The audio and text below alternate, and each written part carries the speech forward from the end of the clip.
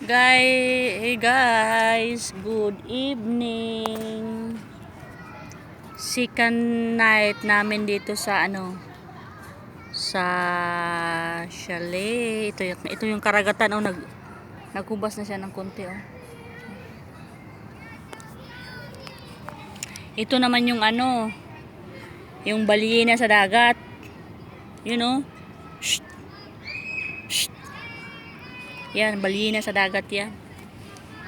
Yan guys. Shout out dyan sa lahat. Second day namin dito sa ngayon, chalet. Medyo mainit sa labas.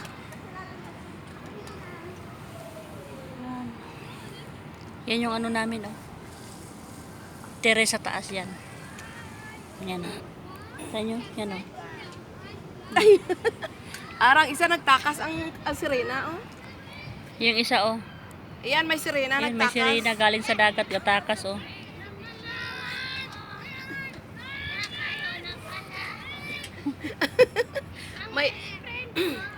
may sirena nagtakas galing sa dagat. Hindi nyo nakita kung paano siya napunta sa dagat. Ayan.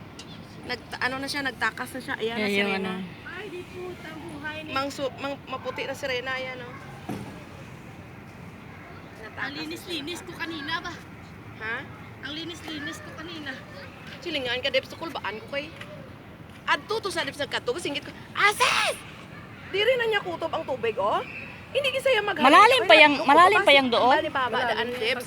Kuhan kuno kantilado na, di. Tibasi, sinya kung delikado. Gulpi lang na ang tubig, Ang lupa punpun ni daan. O kasi gawa lang yan, di ba? Pagsulod, hindi mo ko magamal kay madaw mo ba? Ito, damo tawo. Oo. Hindi kasi gawa lang din yan ba? Oo. Mamaya Kaya yung ako nagilis sila sang mamaya yung lupa pala niyan sa gitna, maano ba? So kita kay Debbie.